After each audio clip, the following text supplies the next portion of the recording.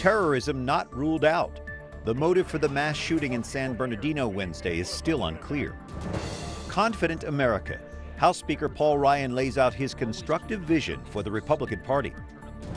Cruel practice. An up-close look at China's new two-child policy still forcing women to have abortions.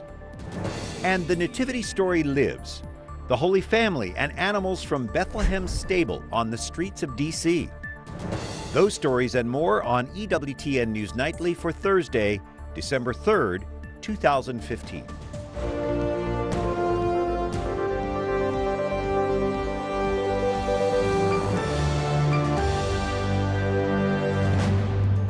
Good evening. Thank you for joining us. I'm Brian Patrick with your news now. The FBI takes the lead in the investigation into the California shooting that left 14 people dead and 21 injured Wednesday. Tonight, we're learning more about the alleged attackers. The FBI and other law enforcement officials are piecing together a profile of Saeed Farook, including who he'd been in touch with, where he'd traveled, and what may have prompted his actions. If you look at the amount of obvious pre-planning that went in, the amount of armaments that he had, the weapons and the ammunition, there was obviously a mission here. We know that. We do not know why. Farook was a 28-year-old U.S. citizen with no criminal record and an employee of the county health department. He abruptly left a workplace holiday gathering Wednesday, reportedly angry, and came back with his 27-year-old wife, Tafshin Malik, and started shooting. The couple was later killed in a shootout. 12 pipe bombs and much more ammunition were found at their home. Nobody just gets upset at a party, goes home and puts together that kind of an elaborate scheme or plan to come back and do that. So there was some planning that went into this. More than 24 hours after the shooting, we still don't know what motivated the suspects. Chief White House correspondent Lauren Ashburn continues our coverage tonight. Lauren? Brian, good evening. President Obama met with the National Security Team and the FBI this morning in the White House. Afterward, he met with the press, condemning the culture of violence in the United States, but in this case, urging caution about motive. At this stage, we do not yet know why this terrible event occurred. It is possible that this was terrorist related, but we don't know. It's also possible that this was workplace related. And also, the White House is saying that there are common sense bipartisan reforms that can be achieved, like assault on, like the weapons assault ban or others. And the Catholic bishops are also saying to Catholics to acknowledge that. Also this evening in the briefing room, we asked what else faith leaders could do in this instance. Earlier you said that the U.S. government probably isn't the best choice to counter online terrorist recruiting, but you did say that faith leaders could play that role. Mm-hmm. What specifically would you ask them to do, online or otherwise? Mm-hmm. We understand the important sway that community leaders have and the vested interest they continue to have in ensuring that those vulnerable members of their community are not radicalized and are not targeted by extremist organizations. He also said that Muslim leaders in the faith community should play a great role. Brian. Lauren, what did you make of the president's tone today? He was much more subdued than we've seen him after other mass shootings. He wasn't calling for great changes in legislation. He wasn't pounding his fist. He wasn't up in arms about what can happen with gun control. We did notice that he has taken a different tack. And in the briefing room, that led to questions about whether or not or how much terrorism is involved in this case. Lauren Ashburn at the White House. Thank you, Lauren. A presidential candidate speaks aloud the concerns of many. Was this an act of terrorism? All of us are deeply concerned that this is yet another manifestation of terrorism, radical Islamic terrorism here at home. Texas Republican Senator Ted Cruz speaking at a meeting of the Republican Jewish Coalition in Washington today. Other stories our EWTN News Nightly team is covering in today's world. Senate Republicans move forward with a bill to defund Planned Parenthood. They just blocked a Democratic amendment to prevent those cuts. The White House still promises to veto the bill. Planned Parenthood, of course, facing renewed criticism after administrators were caught on camera discussing the sale of aborted baby parts. House Speaker Paul Ryan lays out a vision for his party and the 114th Congress. In his first major address as Speaker, Ryan challenges Republicans to go beyond attempts to undo the president's agenda. Wyatt Goolsby reports. We are not here to be someone. We are here to do something, to serve our country. We believe in the American idea. House Speaker Paul Ryan is not running for president, but listening to his speech today at the Library of Congress, you might think he is. We want America to lead again. That is the America that we need. The recently elected Speaker of the House is trying to change the old GOP rhetoric from gloom and doom to a positive, forward-focused agenda of their own. Set clear, firm rules that all of us can live by, rules that tell us what's expected and what's off limits, and then let the people go to work. To me, that is the conservative insight. Don't outsource to the bureaucracy, crowdsource. But uniting the House will be an uphill battle. Democrats strongly object to a Republican proposal on a government spending bill. It's a bill choking under special interest riders. For workers, it stacks the deck for special interest at the expense of America's working families. If Republicans and Democrats can't agree before December 11th, the government faces a potential shutdown. Wyatt Goolsby, EWTN News Nightly. Thank you, Wyatt. With 2 new arrests, Belgium now has 8 suspects linked to the Paris attacks or a possible attack in Brussels in custody. Meanwhile, one of the Paris bars targeted in last month's attacks prepares to reopen tomorrow. 5 people died at the Bombière bar during the deadly assault November 13th.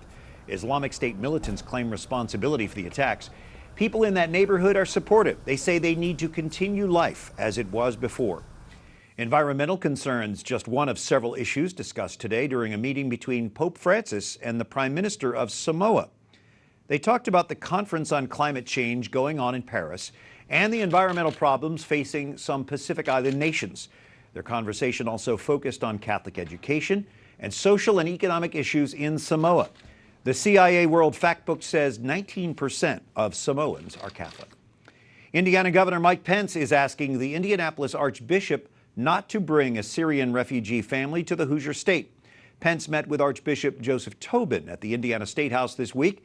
The Archdiocese says it has donors willing to cover the costs for the family. Pence says he's grateful for the meeting with the Archbishop, but he doesn't want the Syrian family to come to Indiana. Governor Pence has already blocked state agencies from assisting Syrian refugees. China's infamous one-child policy was supposedly abolished in October. It made headlines all over the world. But Jason Calvi meets a Chinese woman today who says it's not that simple. Sarah Wong says she escaped a forced abortion in China. She plans to give birth to her second child here in the United States.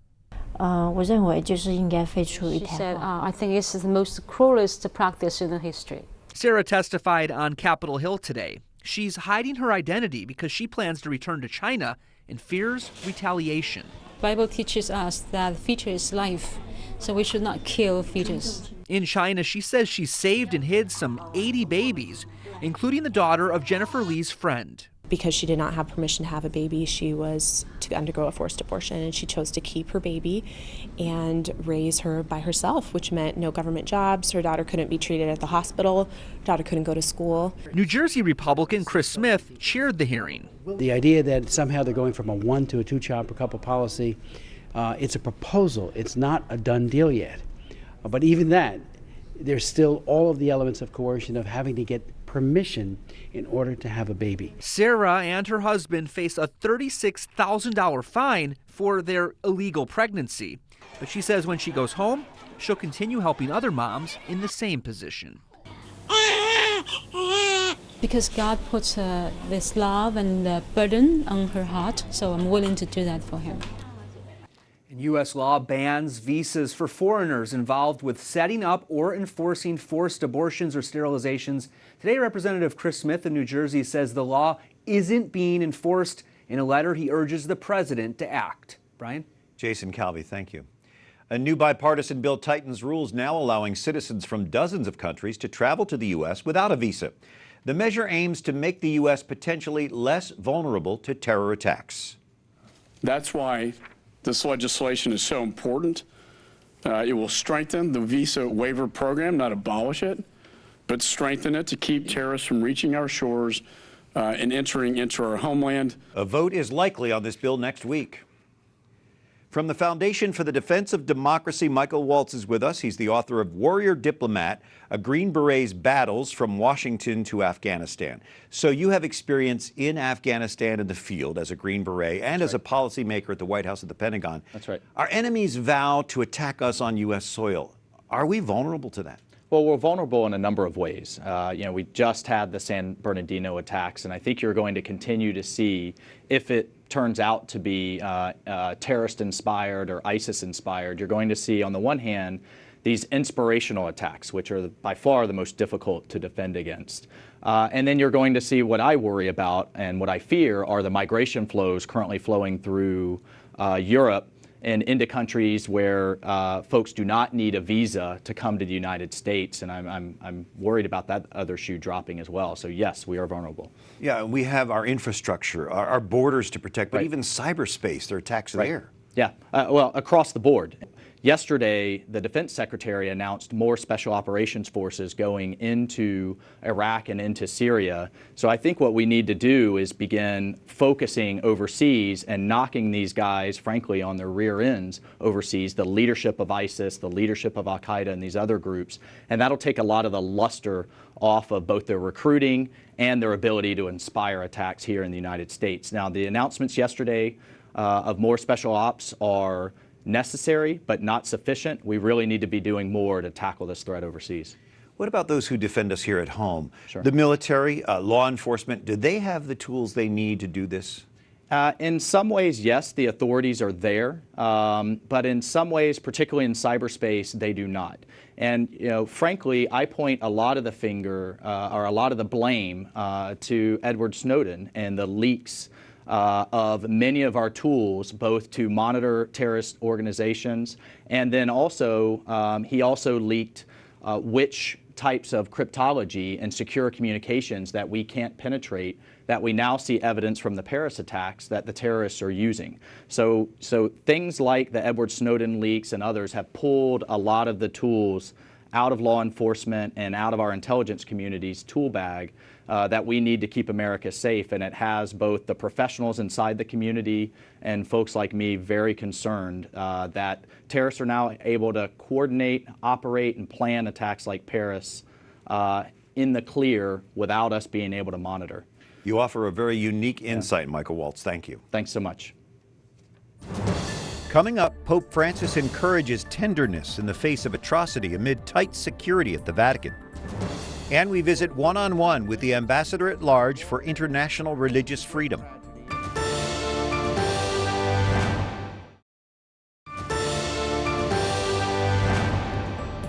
Today's the feast of St. Francis Xavier, considered a co-founder of the Society of Jesus with St. Ignatius of Loyola. As a 16th century Jesuit missionary to Japan and India, Xavier said to have converted more people than anyone since St. Paul. Thanks for joining us this Thursday evening. I'm Brian Patrick.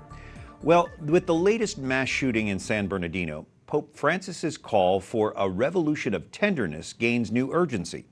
In an interview published this week by an Italian magazine, Francis repeated his theme of tenderness in response to atrocities in the world. The Pope decries that we are used to bad news, cruel news, and to atrocities which offend the name and life of God. Extra pilgrims visiting the Vatican for the Holy Year of Mercy pose challenging logistics for Vatican and Italian security forces. Ed Pentin, correspondent for the National Catholic Register, joining us from Rome. Ed, we've heard security is beefed up around the Vatican. Are you aware of any specific threats to the Holy Father? Not as such, Brian, but there have been reports of recently of 4 Kosovans who were allegedly trying to sort of find some sort of way to attack the Pope, but that was foiled. But apart from that, we haven't heard of any other threats. But that security has certainly been stepped up. You can see it around the Vatican. You have armed troops actually outside the Holy Office and other places. So it's quite it's quite clear that there is a stepping up of security. Ed, who leads the Pope's security and how is it coordinated with other agencies? It's mainly led by the Vatican police in conjunction with the Swiss guards, but also the Italian police. They all work together in kind of concert, and they work generally very well. And they work in mixture of in uniform, but also in plain clothes. There's a whole mixture of security guarding the Pope and guarding the Vatican, and it's a very well orchestrated, well organized operation. Well, we pray for the continued safety of our Holy Father, and we appreciate the update from Rome. Ed Pentin, correspondent with the National Catholic Register. Thanks for joining us. Thanks, Ron. And 3 Virginia men face charges for plotting to shoot or bomb synagogues and black churches. A federal grand jury indicts all 3 suspects in an alleged race war plot. The FBI says 2 of the defendants are white supremacists who believe in a religion focusing on Norse gods. An Indiana public school is forced to cancel its live nativity scene for the first time in 45 years. A judge issues the order after the Freedom from Religion Foundation and the American Civil Liberties Union sued. The judge ruled the nativity scene at Concord Community Schools in Elkhart improperly endorses a religion. It's been part of that school's annual Christmas show since 1970. A federal judge says a 40-foot tall cross on land owned by the state of Maryland does not violate the Constitution. An atheist group filed a lawsuit over the war memorial last year, saying it amounts to government sponsorship of religion. But the judge says the so-called Bladensburg Cross or Peace Cross serves a secular purpose. Also tonight, a look at U.S. leadership in the quest for global religious liberty. Rabbi David Saperstein, Ambassador at Large for the International Religious Freedom, joining us from the State Department. Mr. Ambassador, tell us about your recent trip to Egypt. I had the opportunity in Egypt to meet with a wide range of religious groups, a wide range of Christian groups and Muslim groups, with government officials and with civil society people who care about religious freedom and who care about the rule of law. You've also witnessed in the Middle East the flight of people who are religiously oppressed. Can you give us a sense of that personal connection that you might have felt in engaging that closely with them? Well, anytime we're visiting with religious groups in Egypt and in countries across the globe, the displaced populations of Syria and Iraq, where we're seeing the evisceration of historic communities, Christian and otherwise, in those areas that have been part and parcel of the life, the cultural life, the religious life, the political life, the economic life of those regions for nearly 2 millennia, sometimes even longer than that. This is a great tragedy, and as a Jew who's part of a community that has been the quintessential victim of religious persecution over the ages, it's one I feel keenly about. Every one of those members of oppressed groups is a human being who's forced to choose between living their lives in accordance with their religious conscience and their physical safety, their rights to participate fully in the society. That just shouldn't be. So religious freedom goes beyond the right to worship. As you just mentioned, it really is the right to live our faith as this country has been built on. Can America be a champion of religious freedom internationally if it oppresses religious freedom at home? Look, we have serious problems at home, but you know, there are problems over do corporations have religious freedom rights, how to balance competing civil rights claims between religious liberty and other civil rights claims. I pray for the day that those will be the debates on a global scene. We have people who are being tortured and butchered, communities being wiped out, people being thrown into jail because of their religious beliefs. And the United States is the leading force to mobilize the international community on this issue. So I'm really proud of what we're doing there, and I hope and pray that these countries across the globe will one day attain the level of religious freedom that we have here in the United States, and then we can struggle with some of these competing claims that today is so troubling in America. Well, I know your goals are sincere, and we appreciate you sharing them with us. Thank you, Rabbi David Saperstein, for joining us. Honored to be with you. Up next, delving into ethical questions about the altering of human genes. And a living, breathing nativity scene marks this first week of Advent in our nation's capital.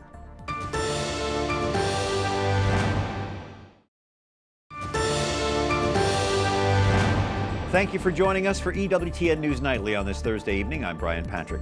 Medical technology now holds the promise of long-sought cures for diseases through editing human genes. Now, depending on how this technology is used, it could alter future generations. That debate brings together hundreds of scientists and ethicists from 20 countries in our nation's capital for a 3-day conference. After Chinese researchers attempted to alter genes in human embryos, serious ethical questions are being raised. The Director of Education at the National Catholic Bioethics Center cautions the scientific community, saying, "The remarkable tools becoming available raise daunting ethical concerns and call for thoughtful measures and vigilance to ensure the proper use of these techniques now and in the future." Brendan Foht is an associate editor at the New Atlantis Journal on Technology and Society. So what ethical concerns are raised with this research that you guys are studying? Well, some of the ethical concerns that are raised by this are that this might lay the foundations for the eventual creation of genetically designed children, genetically engineered children. And that is a troubling prospect. But perhaps even more troubling are the way these experiments are being done right now, the experiments done in China and the experiments planned in the near future, where scientists plan to genetically modify and engineer these embryos on the condition that they then must destroy the embryos, which represents a deeply troubling inversion of the obligations we have to care for and protect the most vulnerable. It's essentially killing life. The timing of this meeting now, why is that so significant? Well, people have been talking about the genetic modification of human beings for decades, but just now in the last few years, technologies have become available that really make this a possibility in the near future. But as I was saying, for decades, people have been talking about this. Scientists, ethicists, theologians have been discussing the ethical implications of this. And actually, one of the disappointing things about this meeting was the absence of any representatives of any of the major faith communities who could have brought to bear some of these insights that they've developed about how this violates the dignity of creatures who are made in the image of God. Very unfortunate. And certainly this affects families, right? Of course. I think when and if this becomes perfected to the state where it could be used to create children, some people think that if it's safe, this might make it acceptable.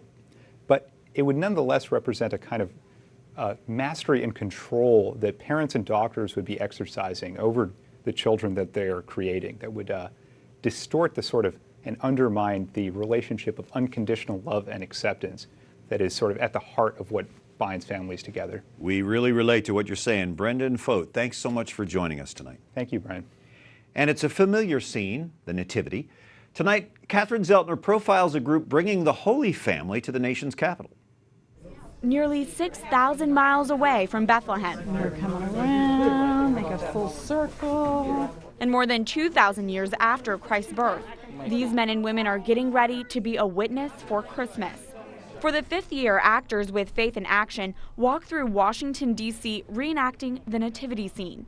This live nativity procession really covered all the basics, even bringing in a camel for the 3 wise men. The route is filled with prayer and song as they traverse afar to the Supreme Court. The president of Faith in Action says the tradition is important for this city.